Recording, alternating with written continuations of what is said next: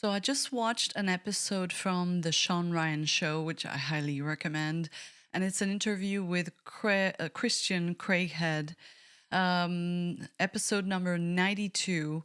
So that's a special operator who saved 900 lives in 2019 in Nairobi.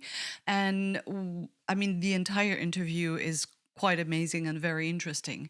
But what he did was to go in alone into a hotel where terrorists were starting to wreak havoc and massacre people.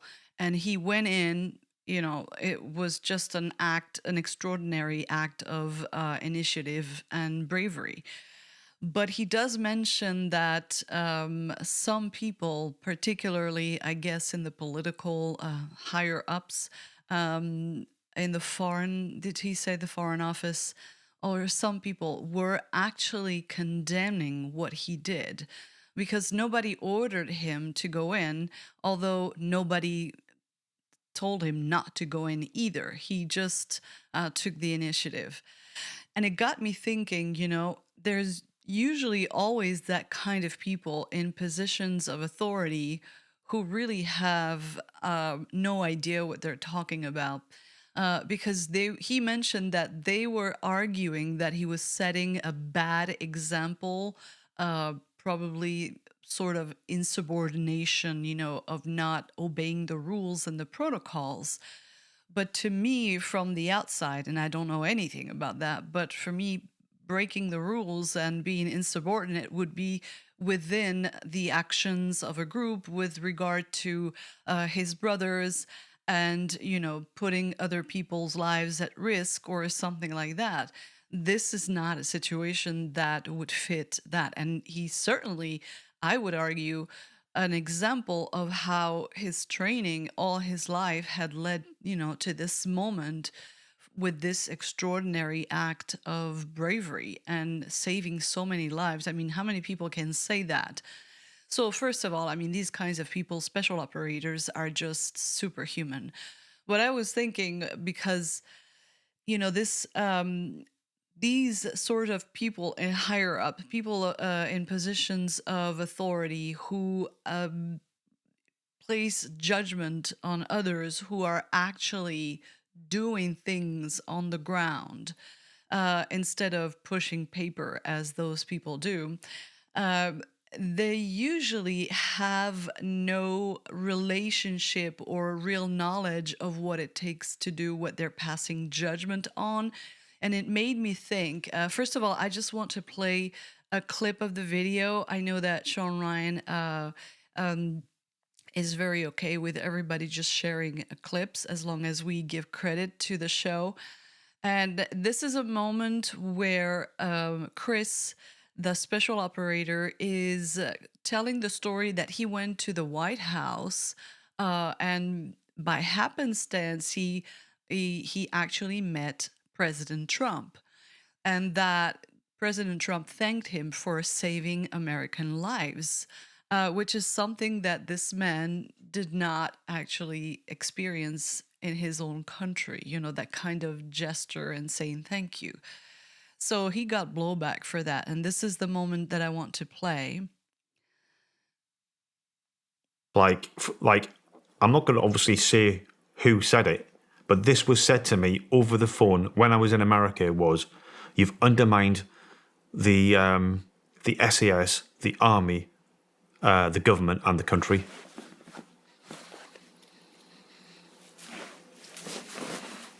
So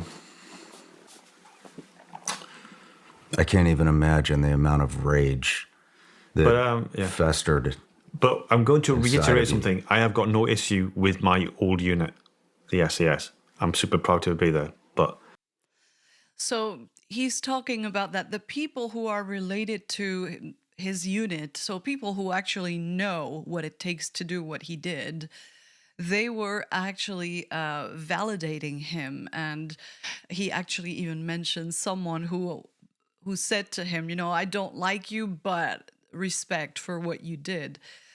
Which is what is appropriate for this situation. Anyway, it got me thinking, because I think in terms of archetypes, it got me thinking in terms of the archetype of the older self. So that would correspond, to the people with status. It's about hierarchy, a person above the other. And I wanted to contrast what he says about some of these schmucks who just are idiots for saying what they say. And I want to show you this scene from Game of Thrones, which I'm exploring also in other videos. And this is the first episode. It's the first few minutes. Ned Stark, who is the ruler of the North, he has to execute a deserter of the Night's Watch, which is very unfortunate because that young man was there. He deserted in order to give a very important message. But anyway, this is the whole point of how the story begins. But this is a moment where Ned Stark is with his son, and he has asked for his young son, who is only 10 years old, to witness something that is very difficult. And the reason why Ned Stark did that as a father was that, he won't be a boy forever. I explained that in the video where I comment on the show, and that it's time for him to go and witness that. And besides, winter is coming. So the situation here, you see, this is a situation of authority versus the younger one. This is the appropriate dynamic for the older self. Now, Ned here has already executed the man. The son has watched and did not look away, which was appropriate for him. It's sort of a moment of initiation into growing up. This is what the older self brings into our lives. We start to grow up. But this is in relation to the harsh realities of the real world. The other component, or the opposing archetype, the older self represents Capricorn, and the opposing one, that's the family archetype. That's how I call it. This is Cancer in the Zodiac. Here, Ned is looking as somebody who is younger, and he's explaining to him what it means to be somebody in authority and to do it the right way. And he says the man who passes the sentence should swing the sword.